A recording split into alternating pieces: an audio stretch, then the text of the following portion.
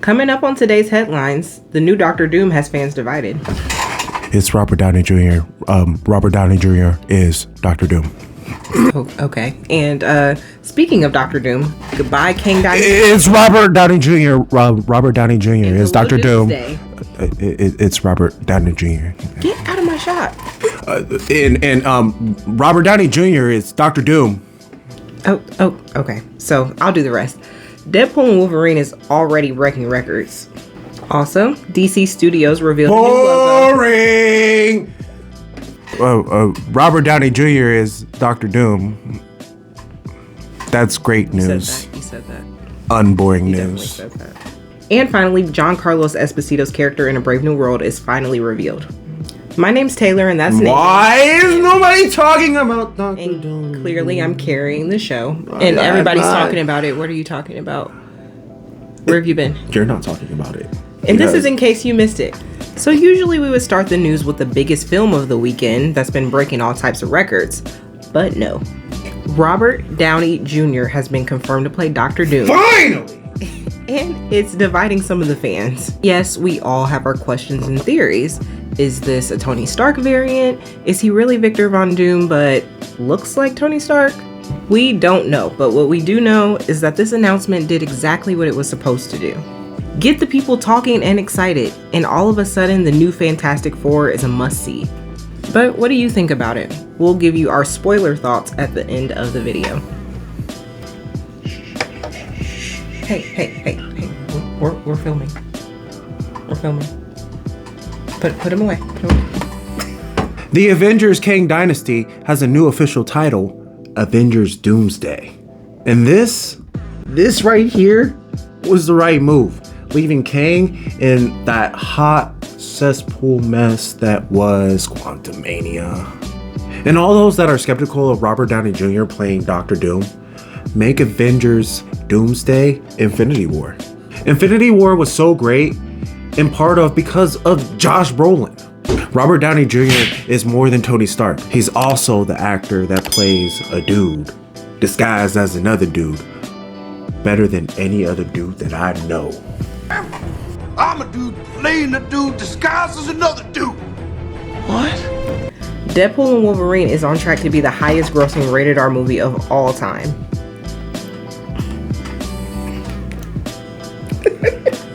Already grossing over 200 million domestically and 400 million globally. So check out our 60-second review right here. But in summary, if you take a comic book and put it on screen, you have this movie. And DC Studio has a new logo.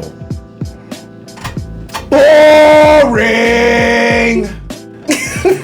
Giancarlo Esposito character has been confirmed for Captain America.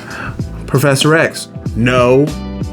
Norman Osborn, no, but that would have been dope.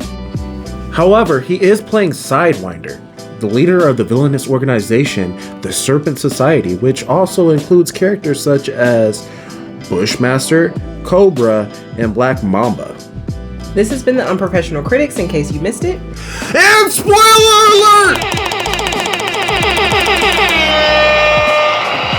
Alright guys, Deadpool and Wolverine just came out. How we feeling?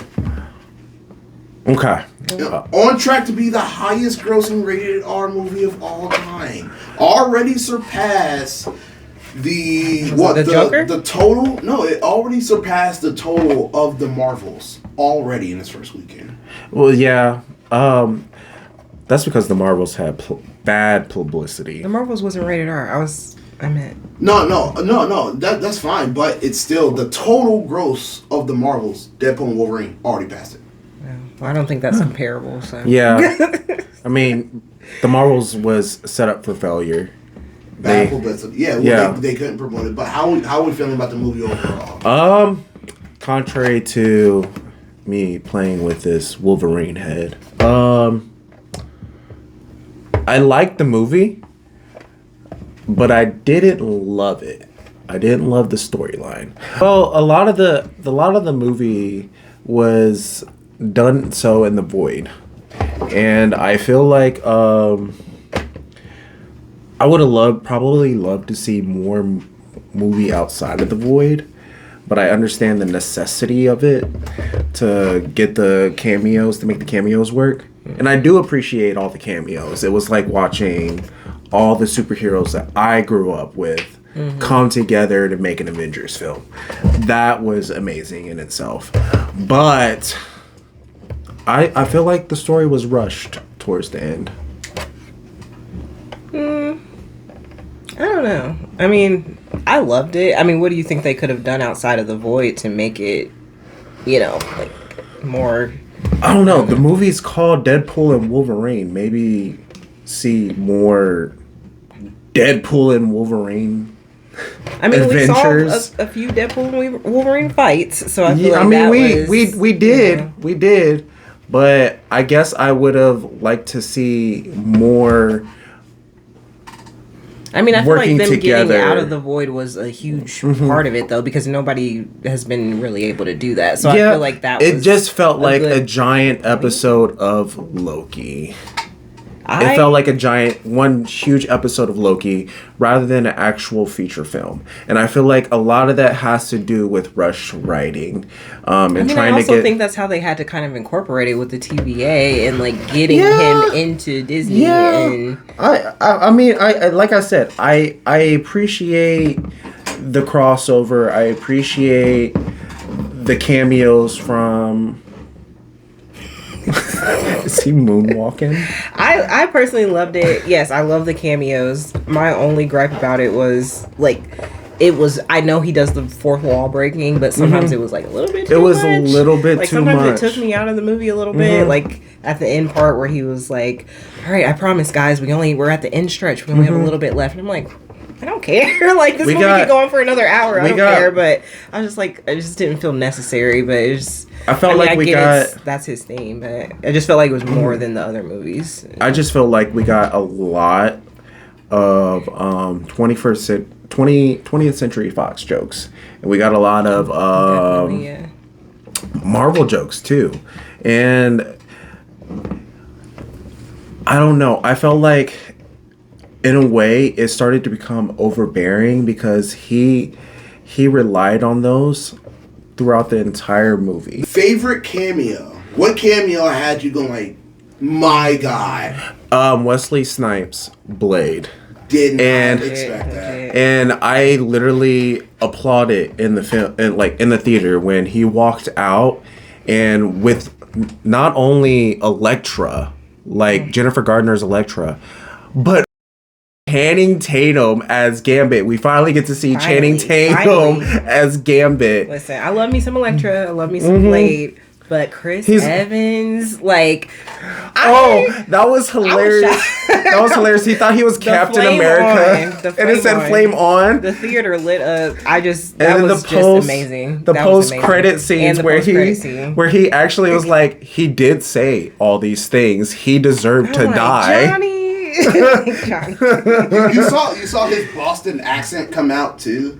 I think that was great. I loved it. Chris Evans is just great. I mean, he's just Channing Tatum is great. He's hilarious. my favorite joke in the movie. Oh gosh. There's so many good ones. Is what is it? Not only the running joke of Deadpool keep waking up from dreams about Thor holding his dead body, but Blade saying, "I am the one and only Blade." Always. Can we talk about that real quick? So they didn't mention Blade at all in Comic-Con, at all. And then you have a joke in the movie saying that I'm the one and only. What is happening? I mean, some people are saying now they can't move forward with a new Blade, and Wesley Snipes has to play Blade. But I think they're going to move forward. Wesley Snipes it was a joke, but I did see something on Facebook. There was an announcement on Blade that the Marvel Studios did post. I can't remember it for the life of me, but they gave an update on Blade. They said in the Marvel only thing website. they said is it's going to happen and it's going to be rated R. Yeah, that is going to be. They said it was the next rated R film. Do you think it's going to be Wesley Snipes? Yeah, they said that Blade will be the next. But do you think it's going to be Wesley Snipes? I don't think so. Exactly. Yeah. No, it's not going to be Wesley Snipes. For the life, and we made a joke about this several times on the news. and I truly mean that. We had 6 Twilight movies, but we can't get a Blade movie. We had the trash that was Secret Invasion. Mm-hmm. We can't do a vampire movie when we can do movies about gods, engineers, scientists, a kid that's been bitten by a spider. But we can't have. I don't know. I don't get it. My thing is we've already Marvel has already fallen into the trap of their writing trap. And they're getting locked up, but they've already kind of teased Blade happening. And which movie was it? I think it was Moon. It was Eternals, the end of Eternals. So they and then they kind of like hinted at him in Moon Knight with the existence of vampires and Doctor Strange madness, multiverse madness. So they've already mentioned vampires existing. So they kind of like stuck with having to eventually introduce him. All right. So last question. How are we feeling about Robert Downey Jr. as Dr. Doom? I'm super excited.